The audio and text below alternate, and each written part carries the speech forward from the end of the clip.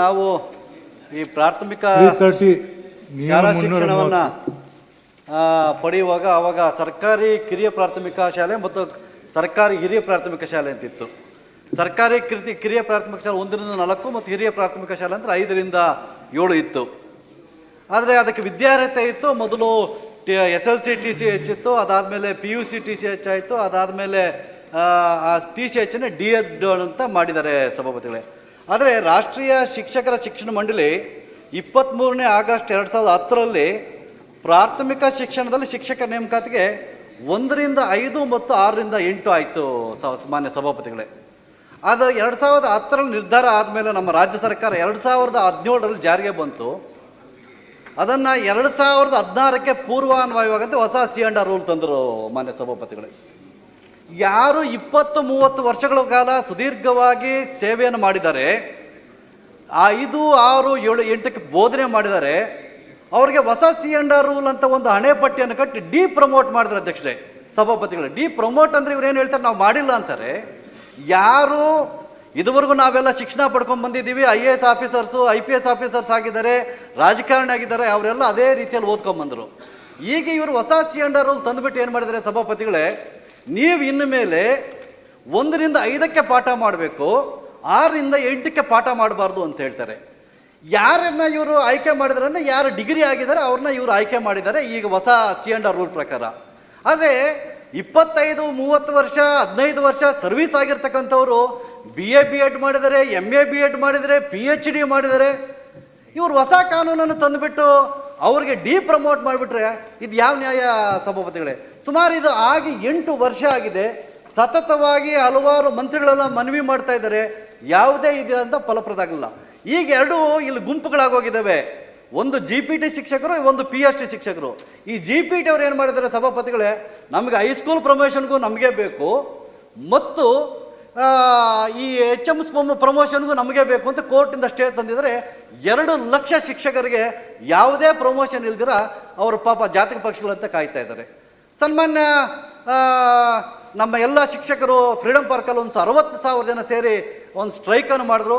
ಸನ್ಮಾನ್ಯ ಮುಖ್ಯಮಂತ್ರಿಗಳ ಗಮನಕ್ಕೆ ಬಂತು. ಮುಖ್ಯಮಂತ್ರಿಗಳು ನಮ್ಮ ಶಿಕ್ಷಣ ಮಂತ್ರಿಗಳು ಹೇಳಿದ್ರು, ಈಗಿನ ಶಿಕ್ಷಣ ಮಂತ್ರಿ ಸ್ಪಂದಿಸಿ ನಮ್ಮ ಫ್ರೀಡಮ್ ಪಾರ್ಕ್ ಬಂದು ಪಾಪ ನಾನು ಮಾಡ್ತೀನಿ ಅಂತೇಳಿ ಒಂದು ಸಮಿತಿಯನ್ನು ನಮ್ಮ ಕಮಿಷನರ್ ಅಧ್ಯಕ್ಷತೆಯಲ್ಲಿ ಒಂದು ಸಮಿತಿಯನ್ನು ರಚನೆ ಮಾಡಿದ್ದಾರೆ. ಆ ಸಮಿತಿ ಹೇಳಿದ್ರು 1 ತಿಂಗಳಲ್ಲಿ ನಾವು ನಿಮ್ಗೆ ವರದಿ ಕೊಡ್ತೀವಿ, ನ್ಯಾಯ ಒದಗಿಸ್ಕೊಡ್ತೀವಿ ಅಂತೇಳಿ ಸನ್ಮಾನ್ಯ ಮುಖ್ಯಮಂತ್ರಿಗಳು ಮತ್ತು ಶಿಕ್ಷಣ ಮಂತ್ರಿಗಳು ಹೇಳಿದರು. ಆದರೆ 6 ತಿಂಗಳಾಗಿದೆ ಸನ್ಮಾನ್ಯ ಸಭಾಪತಿಗಳೇ, ಇದುವರೆಗೂ ಯಾವುದೇ ರೀತಿಯಾದಂಥ ವರದಿ ಬರಲಿಲ್ಲ ಮತ್ತು ಅವ್ರಿಗೆ ನ್ಯಾಯ ಸಿಗ್ತಾ ಇಲ್ಲ. ನಾವು ಈಗಲೂ ಎಷ್ಟೋ ಒಂದು ಸರಿ ಅಧಿಕಾರಿಗಳನ್ನು ಭೇಟಿ ಮಾಡಿದಾಗ ಇದು ಹೊಸ C&R ರೂಲ್ ಅಂತಾರೆ. ನೀವು ನಿಮಗಾಗಿ ನಿಮಗೆ ಡಿಪ್ರಮೋಟ್ ಮಾಡಿಬಿಟ್ಟು ನೀವೇನು ಮಾಡ್ತಾಯಿದ್ರಿ? 20-25 ವರ್ಷಗಳ ಕಾಲ ಸೇವೆಯನ್ನು ಮಾಡಿ ಅವ್ರ ಶಿಷ್ಯರು ಬಂದಿದ್ದಾರೆ ಸಭಾಪತಿಗಳೀಗ. ನಾನು ನೋಡಪ್ಪ ನಾನು ಡಿಗ್ರಿ ಆಗಿದ್ದೀನಿ ಅಂತ, ಅವರು ಡಿಗ್ರಿ ಆಗಿದ್ರೆ ಇವರು B.Ed ಆಗಿದೆ, M.Ed ಆಗಿದೆ, PhD ಆಗಿದೆ. ನೀವು 1 ರಿಂದ 5 ಪಾಠ ಮಾಡಿ ಅಂತ ಇದ್ದಾರೆ. ಇವ್ರ ಪಾಪ ಯಾವುದೇ ಎಕ್ಸ್ಪೀರಿಯನ್ಸ್ ಇಲ್ಲ. ನಾವೇನು GPTಗೆ ವಿರೋಧಿಗಳಲ್ಲ, ಬಟ್ ಸರ್ಕಾರ ತಗೊಂಡಂಥ ನಿರ್ಧಾರದಿಂದ ಅವರು ಯಾರು ಎಕ್ಸ್ಪೀರಿಯನ್ಸ್ ಆಗಿದ್ದಾರೆ 1 ರಿಂದ 5ಕ್ಕೆ ಪಾಠ ಮಾಡ್ತಾ ಇದ್ದಾರೆ, ಯಾರು ಎಕ್ಸ್ಪೀರಿಯನ್ಸ್ ಇಲ್ಲ ಹೊಸದಾಗಿ ಬಂದಿದ್ದಾರೆ ಅವ್ರಿಗೆ ನೀವು 6-8ಕ್ಕೆ ಅವಕಾಶ ಕೊಡ್ತಾ ಇದ್ದಾರೆ. ನಾವೇನು ಹೇಳ್ತೀವಿ ಸಭಾಪತಿಗಳೇ, ನೀವು ಈ ಒಂದು ಯಾರಿಗೆ ಡಿಗ್ರಿ ಆಗಿಲ್ಲ ಅಂಥವ್ರಿಗೆ ನೀವು ಅವಕಾಶ ಕೊಡಬೇಡಿ. ಯಾರು ಡಿಗ್ರಿ ಆಗಿರ್ತಕ್ಕಂಥ 58,000 ಶಿಕ್ಷಕರಿದ್ದಾರೆ ಅವ್ರಿಗೆ ದಯಮಾಡಿ ನೀವು 6 ರಿಂದ 8ಕ್ಕೆ ಪಾಠ ಮಾಡೋಕ್ಕೆ ಅವಕಾಶ ಮಾಡಿಕೊಡಿ. ನೀವು C&R ರೂಲ್ ತಂದಿದ್ದೀರಿ ಅಂತೇಳಿ ನೀವು ಅಧಿಕಾರಿಗಳು ನಿಮ್ಮದೇ ಆದ ರೂಲ್ಸನ್ನು ನೀವು ಮಾಡಿಬಿಟ್ರೆ, ಡಿಪ್ರಮೋಟ್ ಕೊಟ್ಟರೆ ಅವ್ರು ಪ್ರಮೋಷನ್ ಆಗುವಂಥ ಅವಕಾಶಗಳು ಎಷ್ಟೋ ಇತ್ತು. ಪ್ರಮೋಷನ್ ಇಲ್ಲ, HMಗಿಲ್ಲ, ಹೆಡ್ ಮಾಸ್ಟ್ರಿಗಿಲ್ಲ, ಕೇಸ್ಗಳಾಗಿದ್ದಾವೆ. ಅದಾದಮೇಲೆ ಏನಾಗಿದೆ ಸಭಾಪತಿಗಳೇ, ಏನು ವೇಕೆಂಟ್ ಆಗುತ್ತೆ ಅದು ಈಗ GPT ಆಗೋಗ್ತಾ ಇದೆ. ಟ್ರಾನ್ಸ್ಫರ್ಸು ಇಲ್ಲ. ಈಗ ಅವ್ನು ಟ್ರಾನ್ಸ್ಫರ್ ಮಾಡ್ಕೋಬೇಕಾದ್ರೆ ಪಾಪ ಖಾಲಿ ಇದ್ರಲ್ಲ ಪ್ಲೇಸು. ಇದು ತುಂಬ ಅನಾನುಕೂಲ ಆಗೋಗಿದೆ. ಹಾಗಾಗಿ ಯಾರು GPT ಶಿಕ್ಷಕರಿಗೆ ನೀವೇನು ಸ್ಯಾಲ್ರಿ ಕೊಡ್ತಾ 120 ಕೋಟಿ, ಅದೇ ನೀವು 1 ತಿಂಗಳಿಗೆ ಇವರಿಗೆಲ್ಲ ಕನಿಷ್ಠ 10-15 ಕೋಟಿ ಆಗುತ್ತೆ ಅಷ್ಟೇ.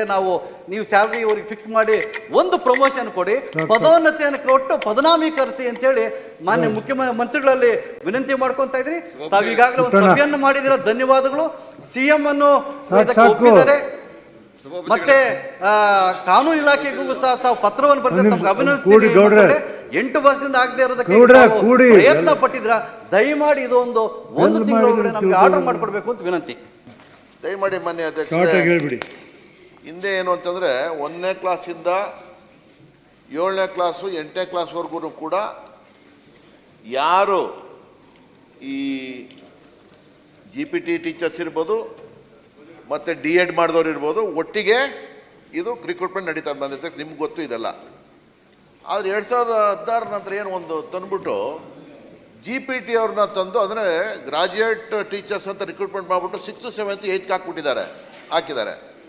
ಒಂದೀಗ ಒಂದು 10 ಸ್ಕೂಲಲ್ಲಿ GPT ಸ್ಕೂಲ್ನಲ್ಲಿರೋರು HM ಅಥವಾ ಕೆಲಸ ಮಾಡ್ತಾರೆ, ಅಸಿಸ್ಟೆಂಟ್ ಟೀಚರು.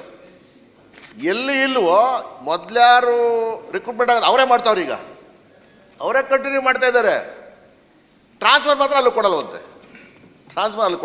ದಯವಿಟ್ಟು ಇದು ಡಿವೈಡ್ ಆಗ್ಬಿಟ್ಟಿದೆ ಮನೆ ಸರ್, ಡಿಪಾರ್ಟ್ಮೆಂಟಲ್ಲೇ ಡಿವೈಡ್ ಆಗ್ಬಿಟ್ಟಿದೆ. ನಾನು ದಯಮಾಡಿ ಮಂತ್ರಿಗಳಲ್ಲಿ ಮನವಿ ಮಾಡ್ತೀನಿ, ದಯವಿಟ್ಟು ಈಗಾಗಲೇ ಯಾರು 1 to 7th ಅಂತ ರಿಕ್ರೂಟ್ಮೆಂಟ್ ಆಗಿತ್ತು, ಯಾರು ಗ್ರಾಜ್ಯುಯೇಟ್ ಆಗಿದ್ರು, ಯಾರು D.Ed ಮಾಡಿದ್ರು, ಅವ್ರನ್ನ ಇದು ಕನ್ಸಿಡರ್ ಮಾಡಬೇಕಲ್ವಾ. ಆಮೇಲೆ ಇವರೇನೆ ಯಾರು ಮನೆ ಅಧ್ಯಕ್ಷ ತಮಗೂ ಗೊತ್ತು, ಯಾರು 1 to 7th ಅಪಾಯಿಂಟ್ಮೆಂಟ್ ಆಗಿದ್ರು ಹಿಂದೆ, ಯಾರು B.Ed ಮಾಡಿರ್ತಾರೆ ಅವರು ಪ್ರಮೋಷನ್ ತಗೋತಾರೆ ಹೈಸ್ಕೂಲ್ಗೆ.